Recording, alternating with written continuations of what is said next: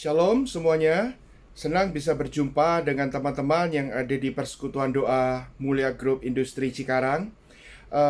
Saya berharap bahwa semua kalian dalam keadaan diberkati, sehat-sehat dan baik-baik semua.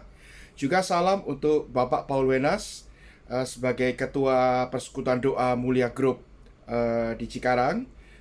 Terima kasih untuk diberikan kesempatan bisa melayani saudara-saudara semua. Ya, kita semua tentunya eh, berada di sebuah era yang baru yang tidak kita persiapkan sebelumnya, yang tidak pernah kita bayangkan untuk bisa terjadi. Tetapi pada kenyataannya kita juga sudah mampu melewati setahun lebih suasana yang tidak kita harapkan ini. Tapi kita tetap percaya apapun yang terjadi bahwa Tuhan selalu menyertai kita. Mari sebelum kita mendengarkan dan menerima firman Tuhan, terlebih dulu kita mau berdoa bersama-sama. Mari kita satukan hati untuk berdoa. Bapak, terima kasih, kami ucap syukur bahwa keadaan kami semua dalam keadaan baik. Apapun pergumulan kami percaya Tuhan tetap pegang kendali. Dan kami percaya bahwa tidak ada sebuah perkara yang lebih besar dari kuasa-Mu. Urapi kami semua, urapi hamba-Mu, dan biarlah firman-Mu memberikan pencerahan buat kami, memberikan insight buat kami, tuntunan yang kuat buat kami, sehingga kami bukan hanya mampu bertahan, tapi kami bisa keluar sebagai pemenang. Terima kasih Tuhan Yesus, Kau berkati semua teman-teman yang ada di Persekutuan Doa Mulia di Cikarang. Kami percaya keadaan mereka semua juga dipulihkan dan diberkati. Urapi hamba-Mu, di dalam nama Tuhan Yesus kami berdoa dan mengucap syukur. Amin. Ya, saya ingin menyampaikan firman Tuhan tentang God of exception, atau Tuhan yang terkecuali, Tuhan yang luar biasa, Tuhan yang berbeda. Tentu kita semua tahu bahwa diajarkan bahwa Tuhan kita memang Tuhan yang luar biasa, Tuhan yang demikian. Tetapi ketika dalam keadaan yang buruk terjadi seperti pandemik ini, banyak yang bertanya dan mempertanyakan eksistensi Tuhan dan bagaimana karya dan campur tangan Tuhan atau peran Tuhan di dalam pandemik ini. Kenapa kok Tuhan izinkan? Apakah pandemik ini dari Tuhan? Kenapa ini harus terjadi? Sebagian orang kenapa harus kehilangan orang-orang yang mereka kasihi? Kenapa mereka harus kehilangan pekerjaan dan seterusnya dan seterusnya? Tapi sebelum itu kita juga harus bersyukur kalau saudara-saudara masih tetap punya pekerjaan dan kesempatan untuk bisa menerima berkat Tuhan. Dan apapun yang terjadi, mungkin ada pengurangan dalam hidup kita, ada sesuatu yang hilang, ada sesuatu yang dirugikan, tetap kita harus bertahan di dalam iman. Kenapa? Karena Tuhan bukan membiarkan kita menerima situasi ini mendadak begitu saja. Dia seringkali mengingatkan melalui firman-Nya. Dia terus mengingatkan bahwa akhir zaman ini akan terjadi. Akhir zaman kamu harus waspada tentang ini. Saudara, seperti saya selalu mengingatkan kepada anak-anak saya, terutama yang masih di bawah usia. Anak saya yang besar sudah 19 tahun, sudah remaja. Tetapi yang kedua masih 9 tahun dan yang ketiga masih 3 tahun. Nah, saya sering mengingatkan yang kecil. Setiap kali mereka ingin bermain sesuatu yang agak berbahaya, saya selalu ingatkan, awas, hati-hati, awas, hati-hati. Tetapi seperti halnya anak-anak, mereka selalu menganggap masalah itu sepele. Dan mereka pikir, kamu selalu memperingatkan saya, padahal tidak ada yang terjadi. Dia selalu, Dedi, kenapa kamu selalu ingatkan saya? Hati-hati ini, hati-hati itu, hati-hati ini. Tetapi kan tidak pernah terjadi. Tapi suatu saat, apa yang saya tidak harapkan itu terjadi. Dan sesuatu yang membahayakan, sesuatu yang celaka itu terjadi. Dan akhirnya dia menangis, akhirnya dia terluka, dan akhirnya dia nangis dan datang kepada saya. Saya tadi jatuh, saya tadi terkena ini, terkena itu. Dan saya katakan, bukankah saya sudah mengingatkan kamu untuk berhati-hati? Apa jawabnya? Jawabnya selalu katakan, iya, tapi aku tidak menyangka bahwa itu akan terjadi. Sama seperti halnya Tuhan ingatkan kita bahwa akhir zaman akan terjadi masa-masa yang sukar, akan ada terjadi suatu wabah, suatu gempa bumi, peperangan dan kesukaran dan seterusnya. Tapi banyak anak-anak Tuhan yang menganggap hal ini sepele. Tetapi ketika terjadi beneran, kita tanya, kenapa ini terjadi Tuhan? Ya, makanya Tuhan seringkali dengan begitu luar biasa kasih-Nya, Dia tetap menerima kita, mengajar kita, menuntun kita seperti pada saat ini juga. Saya percaya Tuhan bukan Tuhan yang seperti orang tua yang katakan, "Aku kan sudah bilang ini akan terjadi, sekarang kamu tahu rasa." Enggak. Dia adalah Tuhan yang selalu memberikan kita kesempatan kedua, Tuhan yang penuh dengan kasih, Tuhan yang selalu membuka tangannya, Tuhan yang selalu mendekap kita dan mengajar kita lebih lagi, mulai dari awal lagi. Karena Dia adalah Tuhan yang luar biasa. Amin. Saudara, ketika Tuhan tanya, "Do you trust me?" Dalam suasana pandemik seperti ini, seringkali Tuhan mengingatkan kita, "Apakah kamu percaya kepadaku? Apakah kamu percaya kepadaku?" Saya ingatkan saudara, ketika Tuhan bertanya kepada kita, "Do you trust me?" Apakah kamu percaya kepadaku? Itu biasanya sesuatu yang lebih mengagetkan atau bahkan sesuatu yang lebih menakutkan, yang kadang kita tidak siap, apa yang kita takutkan justru itu akan terjadi. Saya tidak menakut-nakuti saudara, tetapi ketika Tuhan tanya, "Apakah kamu percaya kepadaku?" Itu seperti ketika orang tua mengajar anaknya berenang, ya kan, dia dekap anaknya. Ketika dia mulai tanya sama anaknya itu, "Kamu percaya sama Daddy nggak? Kamu percaya sama Daddy nggak?" Itu biasanya hati-hati. Biasanya nggak lama setelah itu, ketika anaknya bilang, "Iya, iya, aku percaya Daddy, aku percaya." Dia akan lepas. Bukan dilepas supaya anaknya tenggelam, tapi dilepas supaya anaknya bisa belajar berenang sendiri. Supaya anaknya mampu untuk berenang sendiri, untuk mengapung di atas air, untuk selanjutnya tidak tenggelam. Supaya dia bisa berenang dan selanjutnya tidak tenggelam, kadang pertama kali dia harus merasakan tenggelam dulu. Banyak dari kita yang hari-hari ini mungkin mengalami hal yang sama. Ketika Tuhan tanya, "Apakah kamu percaya kepadaku?" Kita bilang, "Aku percaya Tuhan." Tetapi justru keadaan kita seakan-akan semakin tenggelam. Itu bukan Tuhan melepaskan kita. Itu bukan Tuhan tidak peduli terhadap kita. Tetapi justru sebaliknya, Tuhan sedang mengajar kita supaya kita bukan hanya bisa bertahan, kita bisa thrive, kita bisa tampil, keluar menjadi pemenang, dan akhirnya kita bisa mampu melakukan perkara-perkara yang besar, perkara-perkara yang luar biasa, karena Tuhan mengajar kita untuk melewati masa-masa yang sukar, masa-masa yang luar biasa ini. Dia adalah Tuhan yang terkecuali. Karena itu, Dia juga adalah Tuhan yang melakukan percepatan. Apa yang hilang, Dia akan gantikan berlipat ganda. Apa yang hilang, waktu-waktu kita yang hilang, milik kita yang hilang, bukan hanya digantikan, tetapi Dia akan gantikan yang lebih baik, yang lebih tepat, yang lebih berguna buat kita semua. Saudara, kita tahu kebenaran. Kita tahu firman Tuhan. Tetapi tidak setiap kebenaran rohani itu kita alami. Tidak setiap mujizat yang kita pernah dengar dalam Bible, tidak setiap kesaksian yang kita pernah terima dalam firman Tuhan, dalam khotbah semacam ini, kesaksian orang lain, itu kita alami. Kenapa? Pertama, memang setiap orang berbeda-beda, kapasitas orang berbeda-beda, tetapi Tuhan tetap ingin supaya kita semua menerima pengalaman rohani yang luar biasa, yang sama sesuai dengan destiny dan panggilan kita masing-masing. Tetapi seringkali saudara, kita hanya mengerti, tetapi kita tidak benar-benar menghidupi. We are understand, but we not embrace it. Saudara, kenapa kita tidak mengalami pengalaman-pengalaman rohani yang adalah benar? Kita tahu bahwa Tuhan masih melakukan mujizat. Kita tahu bahwa Tuhan adalah Tuhan yang luar biasa. Kita tahu bahwa Tuhan tidak pernah meninggalkan kita. Tetapi kenapa seakan-akan kita hidup dalam ketakutan, keterpurukan, kekhawatiran, dan kita tidak mengalami pengalaman rohani seperti yang orang-orang saksikan? Karena mungkin selama ini kita hanya tahu, tetapi kita tidak benar-benar menghidupi. Kita baca firman, tapi kita tidak melakukan. Kita mendengar firman, tetapi kita tidak percaya, kita tidak aplikasikan dalam kehidupan kita secara sungguh-sungguh. Saudara, Tuhan kita itu Tuhan yang penuh kasih karunia dan anugerah. Bahkan saya katakan, He is a rule breaker. Dia adalah Tuhan yang suka memporak-porandakan peraturan-peraturan agamawi. Dia adalah Tuhan yang kadang sering melawan hukum alam. Jika manusia katakan ini mustahil, maka tidak ada yang mustahil buat dia. Dan kita harus mengenal Tuhan kita ini. Saudara, tidak lama yang lalu kita merayakan Passover dan Resurrection atau kebangkitan Tuhan Yesus. Pada saat hari Jumat kita merayakan hari kematian Tuhan.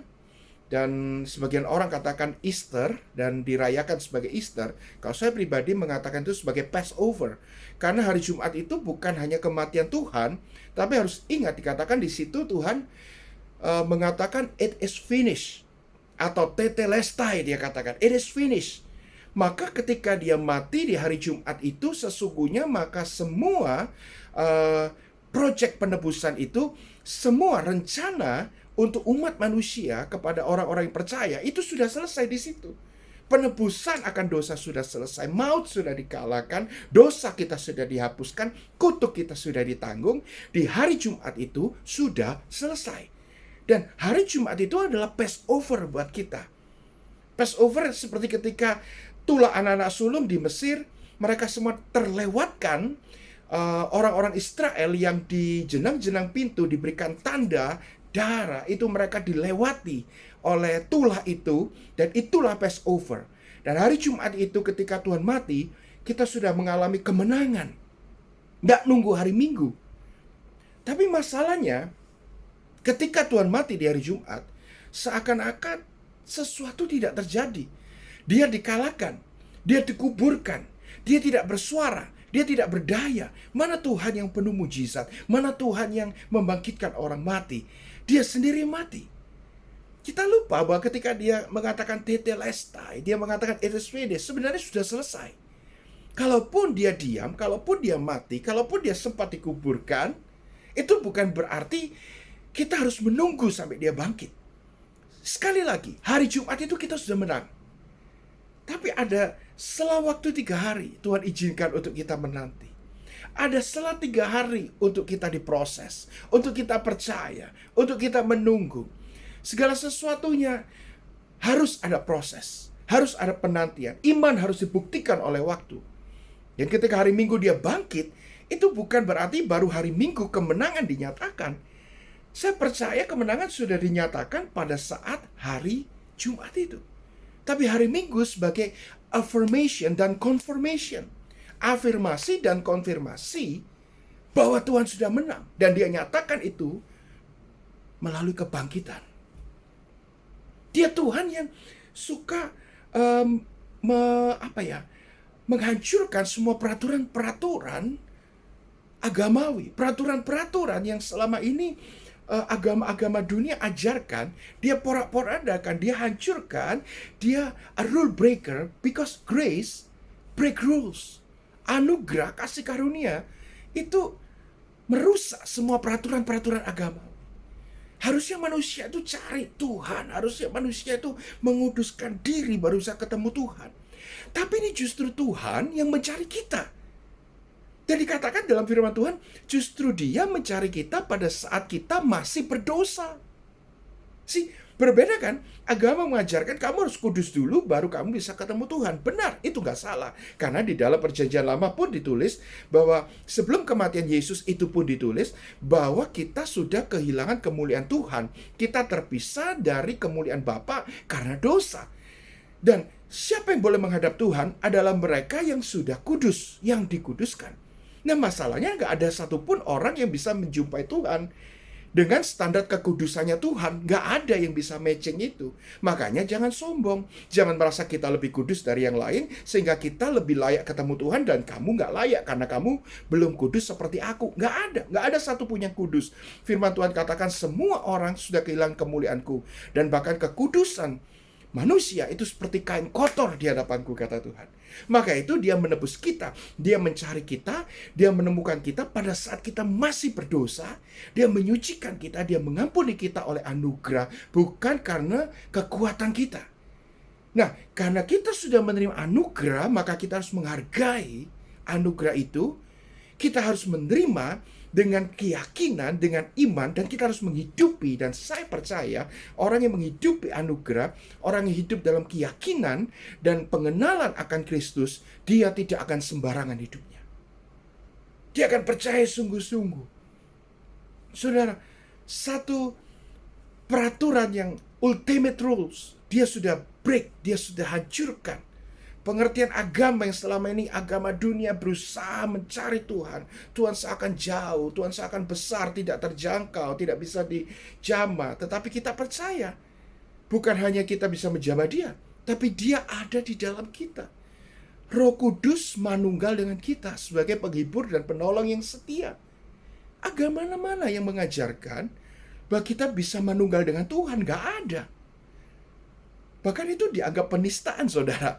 Tetapi firman Tuhan, Bible mengajarkan kita bisa manunggal dengan Tuhan. Dia adalah Tuhan yang terkecuali. Pekerjaannya anomali, tidak lumrah, luar biasa. Maka itu, ini Tuhan yang kita sembah. Kita nggak perlu takut, kita nggak perlu khawatir. Kita harus tahu Tuhan kita berbeda. Orang bilang, Tuhan kok susah? Tuhan kok bisa mati? Saya bilang bersyukur Tuhan pernah susah di Taman Getsemani. Tuhan bisa mengosongkan dirinya, mengambil rupa seorang hamba, sehingga dia bisa merasakan penderitaan yang manusia rasakan. Sehingga ketika kita berdoa, kita bilang, Tuhan aku takut. Dia tahu rasanya takut. Sebagai pencipta, memang dia tahu rasanya takut. Tapi kalau dia tidak merasakan di dalam daging apa arti ketakutan, maka dia hanya tahu, tapi dia tidak merasakan. Seperti kalau saudara diajar teori di sekolah, kalau saudara belum praktek, saudara hanya tahu teori itu. Tapi ketika saudara mempraktekkan, terjun di dalam dunia yang nyata, mempraktekkan apa yang saudara pelajari di sekolah, itu baru saudara merasakan bagaimana sukarnya praktek dibanding dengan teori. Ya kan? Makanya banyak orang yang suka berteori, suka mengkritik, suka nyinyir, karena mereka, saya percaya, tidak pernah praktek. Nah, Tuhan kita pernah praktek. Dia pernah takut, bahkan saking takutnya sampai dia berkeringat darah. Saya sangat bangga menyembah, mengikuti, dan melayani Tuhan yang demikian. Dia adalah Tuhan yang luar biasa. Kita semua, sebagai anak-anaknya, kita nggak perlu khawatir. Kita bisa masuk di dalam permasalahan yang sama. Our distinction is the way we come out. We may go in the same storm, but we are not come out in the same way. Kita semua bisa masuk ke dalam badai pandemik yang sama. Tapi saya percaya anak-anak Tuhan tidak akan keluar sama seperti orang-orang tidak percaya. Keluar sebagai orang yang kalah, keluar sebagai orang yang kecewa, orang yang frustasi, orang yang depresi, orang yang hancur hati. Tidak, tapi kita akan menang melalui masa-masa sukar ini, keluar sebagai orang yang sudah dipulihkan, orang yang menemukan sesuatu arti yang baru dalam kehidupan kita, menemukan purpose kita sesungguhnya, dan orang-orang yang menerima sesuatu yang tadinya kita nggak discover melalui pandemik ini, kita temukan, oh ini ternyata Tuhan mau lakukan ini, Tuhan mau aku lakukan ini, dan kita akan keluar sebagai pemenang. Semua orang bisa masuk gua singa, semua orang bisa masuk ke dapur perapian. Semua orang bisa diperhadapkan dengan laut yang tidak mungkin untuk dijalani, untuk dilewati. Tetapi Sadrak, Mesak, Abednego berbeda. Dia masuk dapur perapian, tetapi api tidak menghanguskan dia. Daniel masuk ke gua singa, tetapi singa tidak memakan dia. Semua orang bisa masuk ke gua singa, tapi sebagian besar mereka akan mati dimakan singa. Tapi Daniel tidak. Kita lihat Sarah, 90 tahun lebih. Semua orang bisa mandul, tetapi untuk Sarah, dia mandul bahkan sampai dia nenek-nenek. Dia bisa mengandung dan mempunyai anak, bahkan anak perjanjian. Kalau hari ini saudara buat kontes untuk shout, untuk meneriaki tembok supaya tembok itu jatuh, saya yakin gak ada yang akan ikut kontes yang saudara adakan. Kecuali mungkin kalau ada orang-orang yang ikut, mungkin adalah orang-orang yang gila. Tetapi pada saat itu, Yeriko dikelilingi dan mereka teriak keras-keras, mereka tiup trompet keras-keras dan tembok itu roboh. Kenapa? Saudara, semua mengalami yang sama, semua menghadapi yang sama, Tapi tidak semua mendapatkan hasil yang sama. Karena hanya orang yang punya Tuhan yang tidak sama, maka akan mendapatkan hasil yang tidak sama. Hanya orang yang percaya Tuhan yang luar biasa akan mendapatkan hasil yang luar biasa. Hanya Tuhan yang mengikuti, yang menyembah, yang melayani, Tuhan yang eksepsional, Tuhan yang exception, Tuhan yang berbeda, maka mereka juga yang akan mendapatkan hasil yang berbeda. Mari kita lihat firman Tuhan. Firman Tuhan yang sering kita baca, yang sering kita dengar di dalam Matius 14 ayat 22 sampai ayat yang ke 29 ya, sampai ayat yang ke-30. Kita akan baca, karena waktu, saya akan baca agak cepat. Kemudian Yesus mendesak murid-muridnya untuk segera naik ke atas perahu dan pergi mendahului dia ke seberang. Sementara dia menyuruh orang banyak itu pulang. Setelah menyuruh orang banyak itu pulang, dia mendaki ke atas gunung untuk berdoa seorang diri menjelang malam. Dia berada di sana seorang diri. Saat itu perahu murid-muridnya berada di tengah danau dan sedang diombang-ambingkan oleh gelombang karena terjadi angin sakal atau badai. Semua orang bisa ngalami ini. Semua pelaut bisa ngalamin ini. Semua orang yang berada di tengah-tengah laut bisa mengalami ini. Sesuatu hal yang sangat natural, alami, yang bisa dialami oleh semua orang. Lalu kira-kira jam 3 malam itu Yesus pergi kepada mereka dengan berjalan di atas danau. Dan ini yang gak biasa. Gak semua orang bisa berjalan di atas danau. Ketika melihat dia berjalan di atas danau, para murid itu takut dan berkata, itu hantu. Dan mereka berteriak ketakutan, itu hantu, itu hantu. Saudara, this one thing. God is not always shows up like God when in the storm. Kadang Tuhan itu nggak selalu kelihatan seperti Tuhan ketika berada di tengah badai. Makanya banyak orang percaya ketika dia ada di tengah badai, dia tidak bisa melihat Tuhan. Yang dia lihat setan, yang dia lihat keburukan, yang dia lihat ketakutan, yang dia lihat ancaman. Karena seringkali Tuhan tidak terlihat sebagai Tuhan yang maha besar, begitu baik, penuh kasih, menolong, langsung melakukan mujizat. Karena dia datang dengan sosok yang tidak kita kenal. Maka itu di dalam pergumulan, engkau harus punya waktu untuk berdoa, punya waktu untuk menyembah dia, memuji dia, mengingat perkara-perkara ajaib yang pernah dia lakukan di masa lalu, supaya kita bisa lebih peka dan mengenali Tuhan. Dan seringkali setelah badai berlalu, baru kita tahu, oh ternyata itu tadi Tuhan. Oh ternyata melalui badai, melalui masalah itu, sehingga waktu aku kehilangan pekerjaan itu, ternyata Tuhan mau kasih aku kerjaan yang baru, kerjaan yang lebih baik, kerjaan yang luar biasa, yang sesuai dengan yang aku doakan selama ini. Baru kita tahu. Tapi pada saat kita menghadapi badai itu, seringkali kita nggak kenal.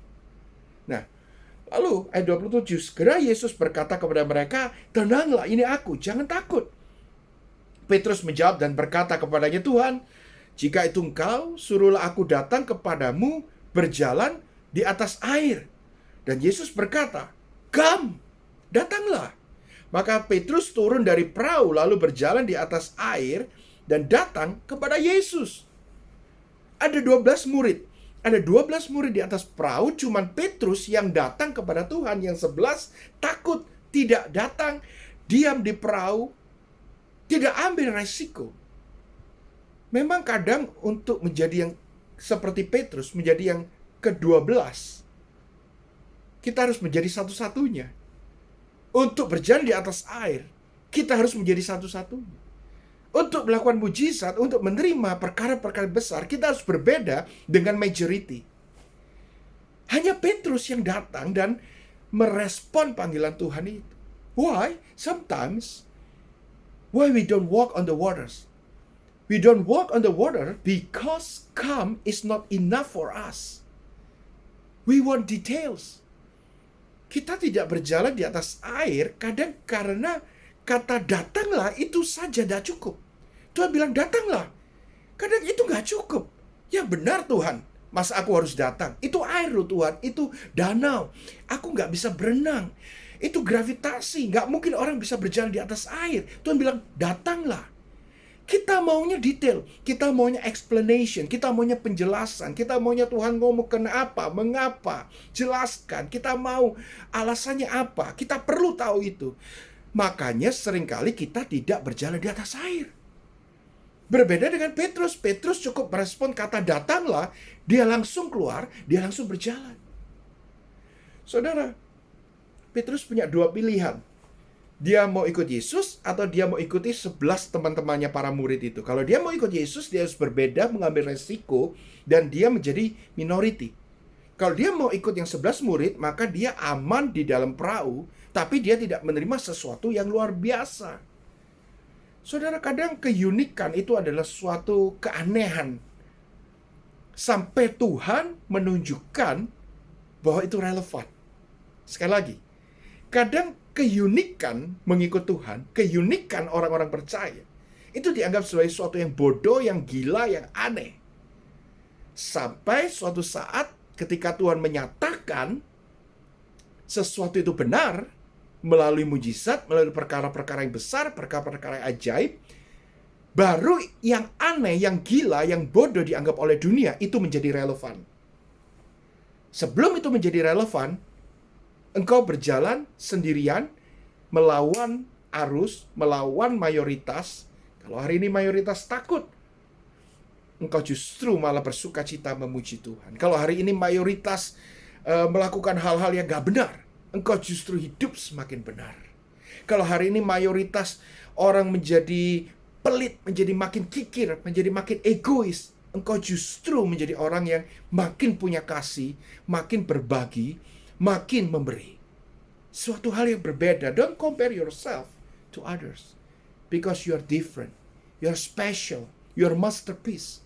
Saudara, ayat 30, namun ketika melihat angin kencang, ia ketakutan dan mulai tenggelam. Petrus tenggelam akhirnya. Ia berteriak dan berkata, Tuhan, selamatkan aku. Saudara, semua orang pasti pernah mengalami tenggelam. Takut, khawatir. Gak apa-apa. Petrus yang tadinya berjalan di atas air, kita yang pernah berjalan di atas air, saya percaya saudara juga pernah mengalami mujizat sebelumnya. Tetapi sekalipun kita pernah mengalami perkara besar dan mengalami mujizat, kita pernah takut. Saya pernah takut, saya pernah kecewa, saya pernah khawatir, saya pernah bimbang. It's human being, itu manusiawi, itu satu yang natural. Kita manusia, itu terjadi.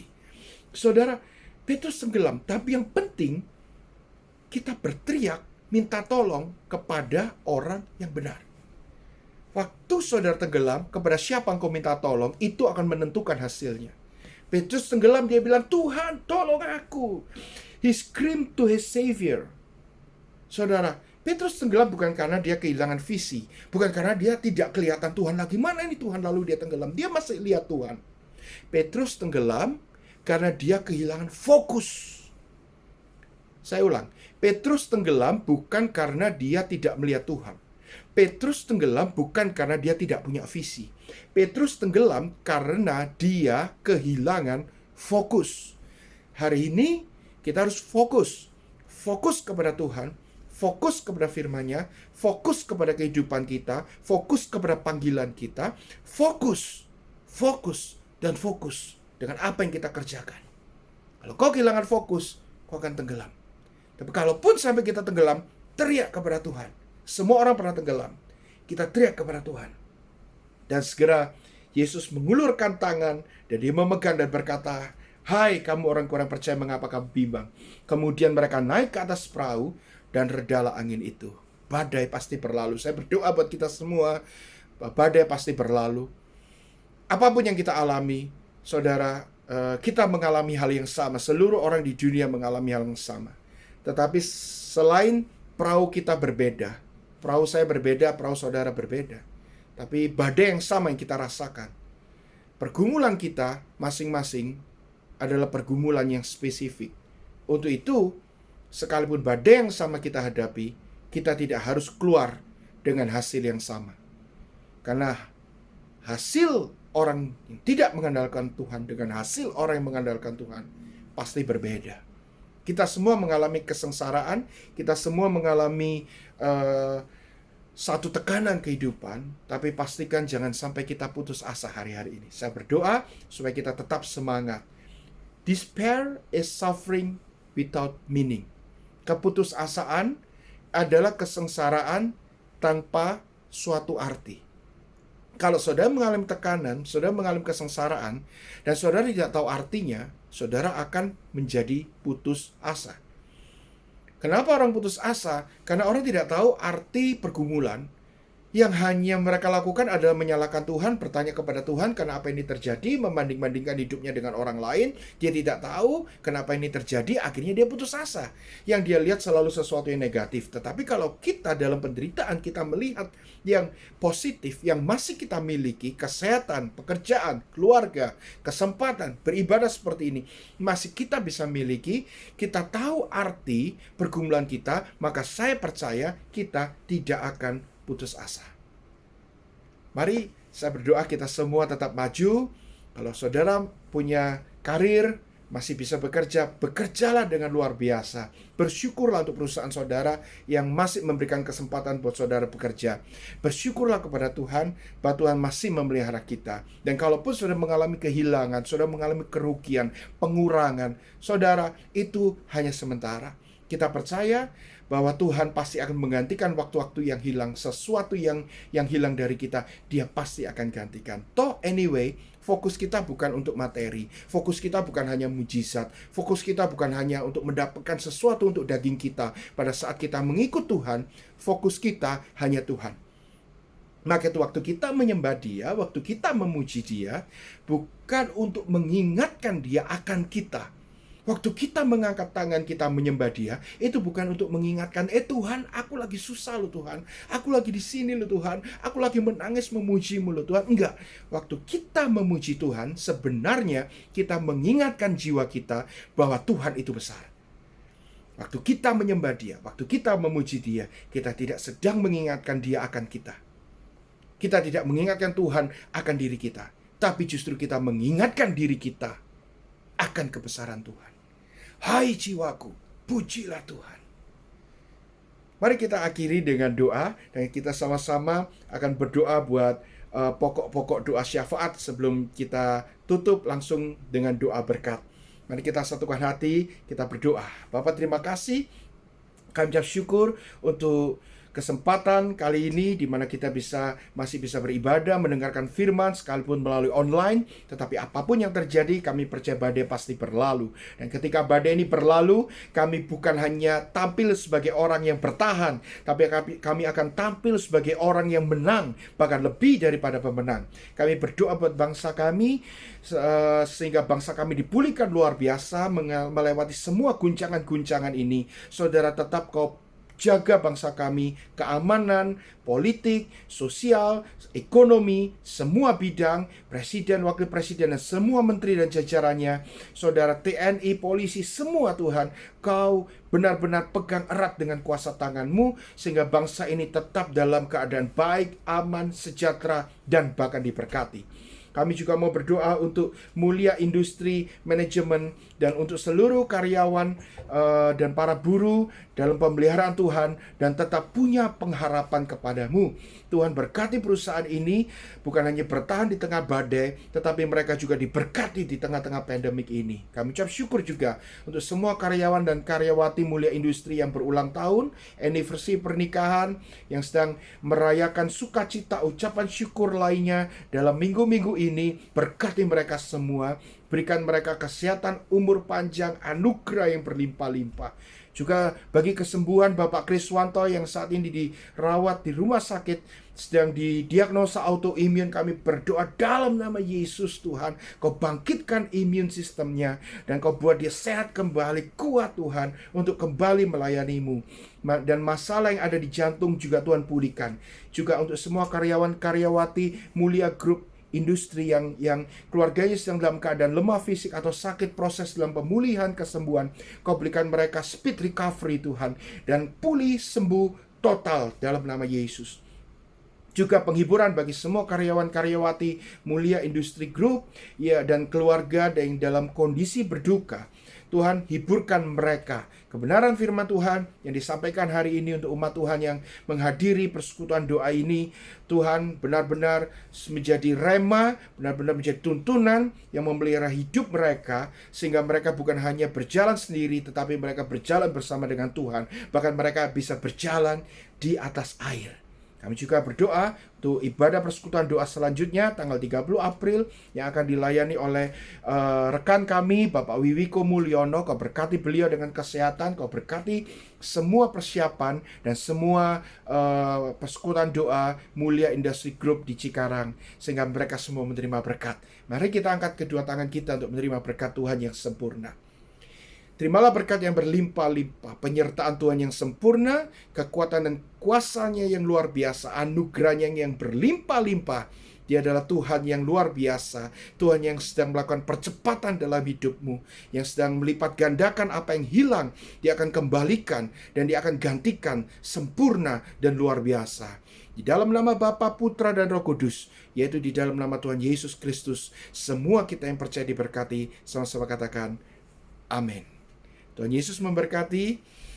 Sampai jumpa di lain kesempatan. Dan saya tetap berdoa dan berharap semua saudara dalam keadaan baik-baik, sehat, diberkati. Semua keluarga saudara juga diberkati. Tetap andalkan Tuhan. Jangan lepas fokus kita. Kita harus fokus dengan apa yang kita kerjakan. Dan saya yakin justru di tengah-tengah pandemik ini kita bisa menemukan sesuatu yang baru, yang asli, yang dari Tuhan, yang benar-benar memulihkan hidup kita secara luar biasa. Tuhan Yesus memberkati.